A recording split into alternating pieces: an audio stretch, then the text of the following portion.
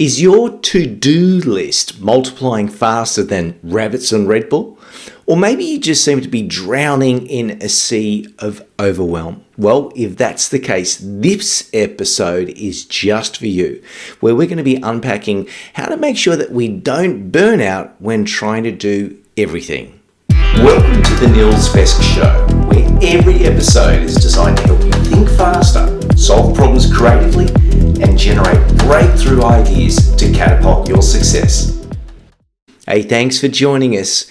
Let's start off with a really simple concept, and that is that busyness does not always equal effectiveness. Now, mea culpa, I'd probably be the first person to admit that in the past I've had what we would probably say to-do lists that look like longer than the biggest scrolls you've ever seen in history. And yet, feeling busy, while it might feed the ego, doesn't necessarily enable us to get more stuff done in less time. And I reckon if we're going about life and work with this giant to-do list, we're probably not going to get the results that we want, and we're going to burn out at the same time, which is something that we don't want in any way, shape, or form. And so what I want to do in this episode is share with you some proven ways that we can actually get more stuff done by being clear about what we should be doing, but all without burning out. So if you're with me, let's get stuck into it. So a good concept that we like to share with our clients is the concept of being smarter is actually about having more strategic energy. And the first thing I guess I want to explain to you is that we all have different energy levels. I mean, I don't know about you, but you might wake up pumped up and ready to start the day. But for many of us, we take a certain amount of time to get going. Some people are more energized in the morning, others are more energized in the evening. But if we were to map how our energy goes throughout the day, most of us, and again, generalizing doesn't always work, but what we found through research is that if we were to start off our day, we tend to get quite a big peak. And usually our biggest peak is around about 11 a.m. It then sort of peters out as we go through lunch. Then we got our post-lunch slump. And then around mid-afternoon, we get a little bit more of a peak again, which rises up until we start to wind down for the day and then go down. Now, my big brother Pete, a very clever professor, he actually has a giant peak more in the afternoon and the evening versus his morning. But me, I'm completely opposite. I definitely have a really high peak. And actually, sometimes I start my days at 4 o'clock, 5 o'clock, so I can get in before my kids start to do things like that. So it depends what your energy is. But be mindful of mapping out where your energy levels are. Why is this important? Well, quite often, and it's not always our fault, it can be the people around us, we end up getting caught up doing things that might be just a generic catch-up meeting with a client or with our team at our peak mental capacity times, where we could be doing our best problem solving, our best idea generation, and anything else that you can think of that's going to help us to get better results. So have a think about where these meetings might be for you. I've often found that with our clients, we get the best success when we get them to locate or schedule their meetings around about that sort of just after lunch, when you've got that little bit of a slump there.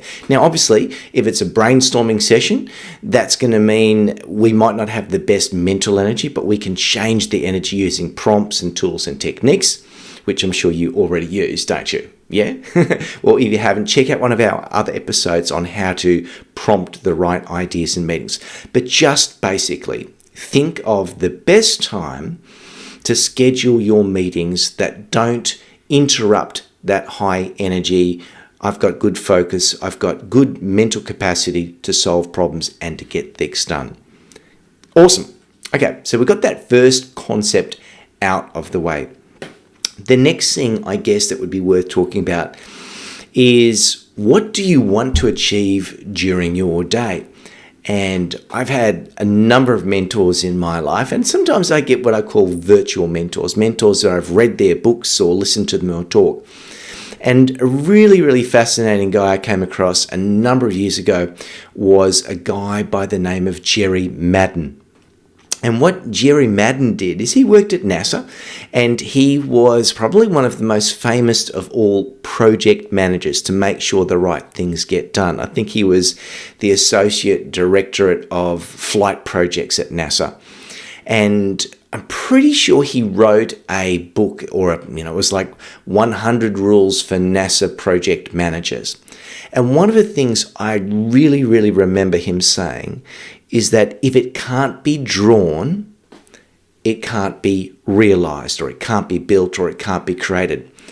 And where I have found that really valuable is, for me personally, I will draw what I call a visual deliverables list. And now when I say draw, I don't mean an illustration or a piece of art, really just a chicken scratching that might be a square that shows, okay, report that's got to go out. Or it might be a rectangular sort of thing that shows, okay, this is going to be a slide deck for my next training program. Or it might be an email, a picture of a letter that's going to be an email. And I've just found having a few of these little icons and mapping out or drawing out what has to go out the door makes it much better in my head to get things clear about what is the most important stuff to do. So it may work for you, it may not, but I do love his thinking. If it can't be drawn, it can't be realized. So the next time you've got a project on, think of not just itemizing things or having a project plan or a spreadsheet or a Gantt chart. Those things are great, but make sure you've got a visual deliverables list that will help you to be clear about things. And what it also does, I kind of think that it takes away some of the mental space where the cognitive load, because you can actually see what's got to go out the door versus translating, I've got this list of 100 things to do. That's going to take up a lot of energy considering it. Map it out, draw it. Here's my visual deliverables. Okay, here's my second tip, I guess, around how to get very clear about not burning out. And one of the areas that so many of our clients seem to burn out is on responding to emails. And when they should be in a flow state of getting things done, they end up always seem to be putting out fires, responding, replying to emails, and before you know it, their focus, which was laser focused at the start of the day, gets railroaded, and they end up finding out what happened to the day. Now, a simple way that we can overcome or counter this, I guess, email distraction is to limit the number of times that we actually click open to check out our emails. And most people, and I'm still yet to come across people that can legitimately say that they have to be looking at their email every minute of every day. Now, it might be different if you're monitoring a screen, say, for example, and you're a high-pressure trader, or you actually are in, for example, customer service and you've got to respond. But generally, if you're not in customer service, you only need to check out your emails twice a day. And I encourage people to have a little bit of a policy around this. And so what you can do, first thing is you're going to need to have an autoresponder on your email. So if someone sends an email to you, they're going to want to know that you've got the email check and you're going to respond to it, because otherwise you're going to feel like you're being ghosted. People will think, did my email get past the firewall? Are they actually going to act on this? Do I need to call them up to follow on it? So a simple autoresponder could be, hey, thank you for your email. In order to keep ourselves as productive as possible, we check our emails 2 times a day, 10:45 and 2 p.m. You don't even have to say the times, but you decide what the times are. If the matter is really urgent, please reach me directly on, and then you give a mobile number or a phone number. And what you'll find is that most people will never call you, but at least they know that that's an option. And if it is urgent, by all means, they're going to text you or they're going to call you up. But at least then you know you're prioritizing what needs to be done. Most people in the world will transfer what they think is important to you. And when they get to assess it themselves, they go, it's probably really not that urgent. They don't need to call me. They'll get onto it during their day-to-day activities. Trust me, as weird as this might feel, like you've got to be responded, other leaders, CEOs will respect this policy because you are going to get around to the email, but in the best interest of productivity and delivering the best output for our customers, for our team, we check our emails 2 times a day. Cool. So that will really enable you to get clear about your email management, which is such a big issue for people in a sense of overwhelm. Now, something else that you can do when you are going through your emails, and sometimes I call it an email blitz, or some people have this goal, they call it inbox zero. I'm a big fan of a simple 4-step process. If an email comes through, I either go, if I've got that slot aligned or allowed that I've got scheduled in to do and respond to my emails, I go, okay, I'm either going to do it, I'm either going to delete it, I'm either going to delegate it, or I'm going to defer it to a certain time. And having those 4, could be 4 folders that you have, or 4 frames when any message comes through. Okay, I'm going to do it now, or I'm going to delete it. Am I going to defer it, or am I going to delegate it to someone? And again, what this does is it takes this cognitive load, which could be up here, way down to there where you can breathe into it.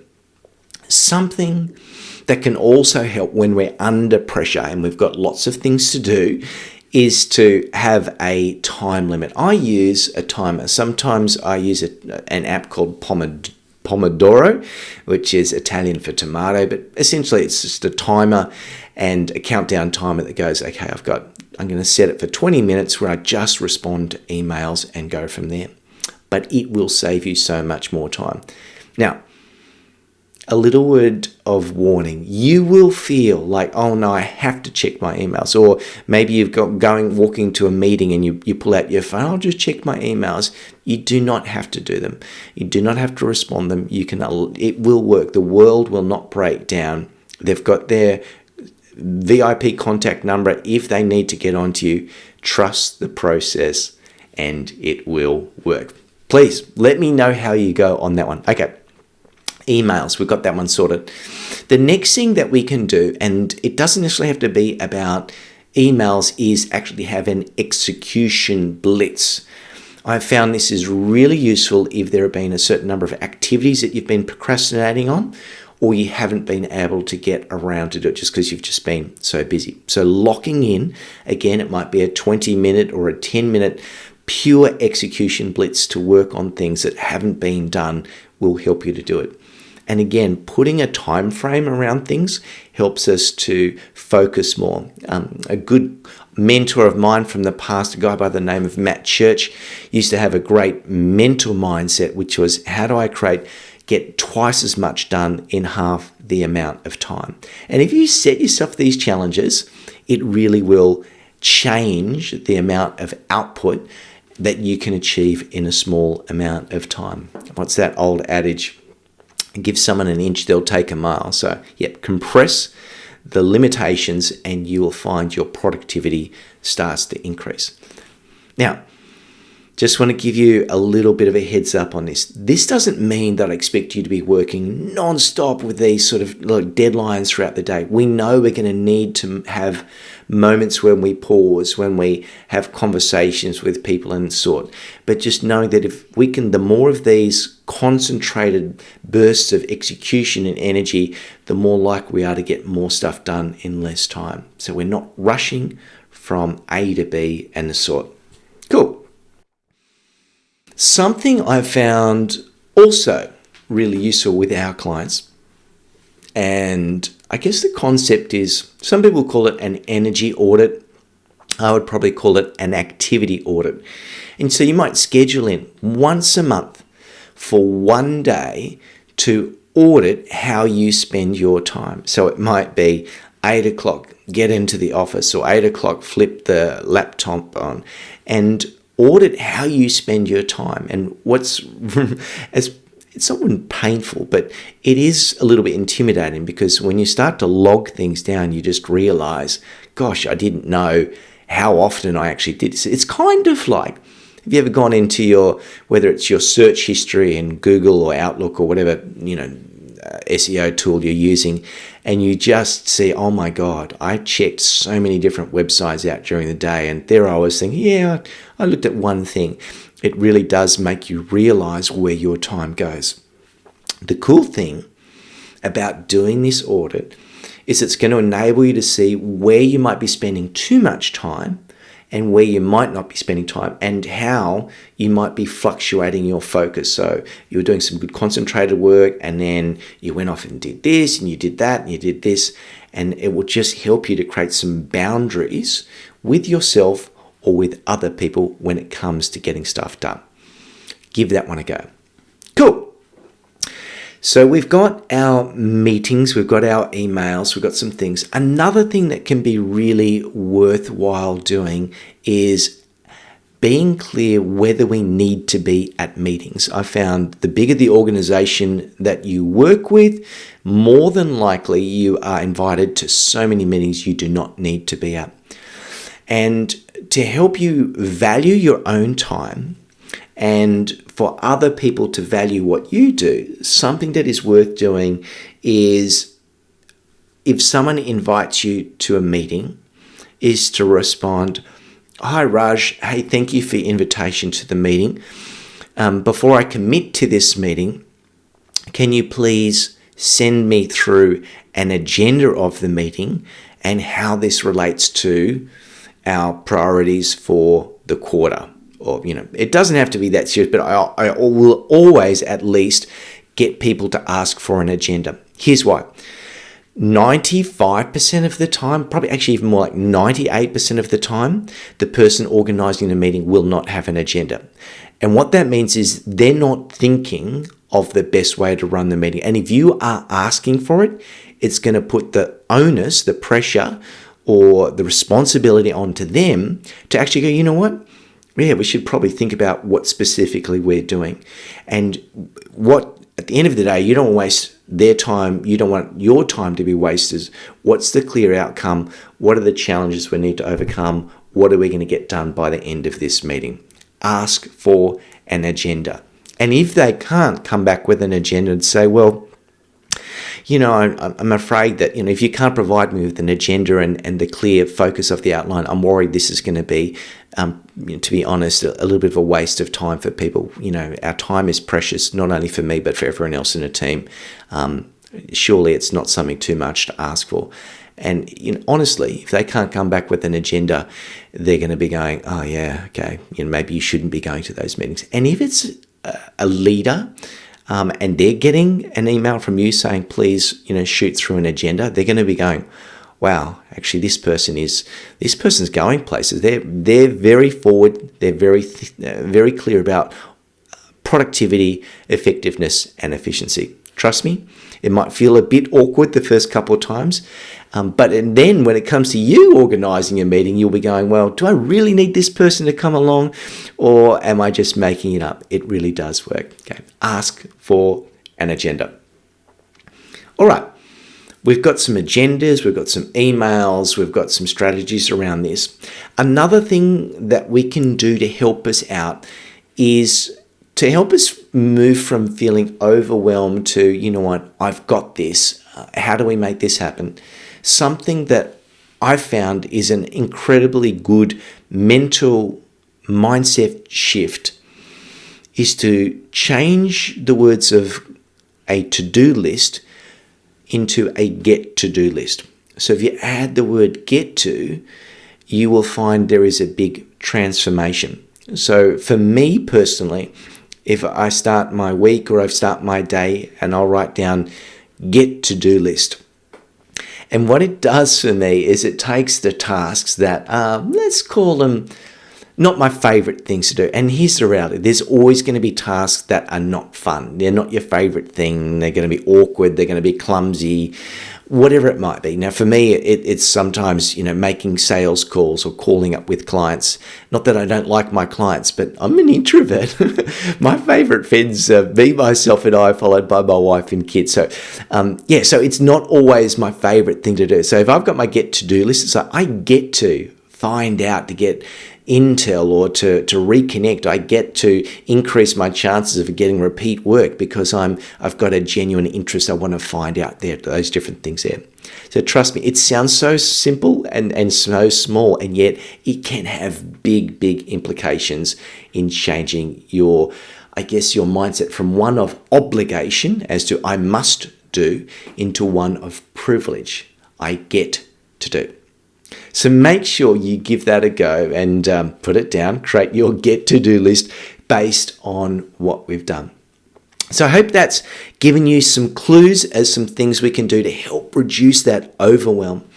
And before we get on to our bonus tip, if you're really interested in becoming more effective, say for example, as a leader, I've got a guide that I'd love to invite you to check out. It's totally free.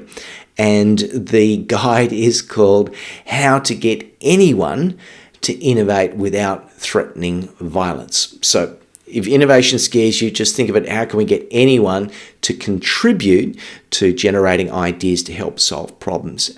It has some amazing tips in there, and you can find that at ideamaverick.com/lead-innovate. All of the links are there in the show notes and everywhere else you can see it. Okay. So that's my little bonus. Oh, and by the way, hey, if you like this stuff, please put it in the comments or give me a like and let us know, because I love getting feedback, because this is all about delivering content for you. Cool. All right. So let's move on to my little bonus. And the bonus that I want to share in this little session is a tip that I had from one of my virtual mentors, and I'm sure you've got some virtual mentors. I could be a virtual mentor to you right now if you're listening to this. And there's a guy by the name of Gary Keller. Now, you may not have heard of him. He is a big realtor, or for those in the Southern Hemisphere, we call them real estate agents, owns a giant agency in the US. And he wrote an awesome book, and boy, I'm embarrassed. I've kind of forgotten the title, but it might be something like The One Big Thing or The Number One Thing. And one of the driving, principles or tools or hacks that Keller has used to help create amazing success is his ability to focus. And a question that he asks himself, and he uses it in his personal life as well, is what's the number one thing I need to do today such that everything else will become either easier or unnecessary to do? So let me repeat that one. And the wording may be a little bit different to his exact words, but it's saying, what's the number one thing, if you don't like that word, what's the number one activity I need to do today such that everything else becomes either easier or unnecessary to do? Now, that could be a question that you ask yourself in your get-to-do list before you write out your get-to-do list.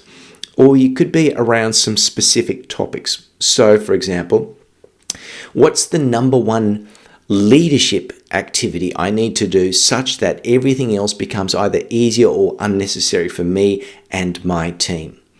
Or what's the number one marketing activity I need to do today such that everything else becomes either easier or unnecessary? Or if you're a parent or someone in a long-term relationship, what's the number one family or partner activity I need to do this weekend in order to make my relationship either easier or some things unnecessary to do?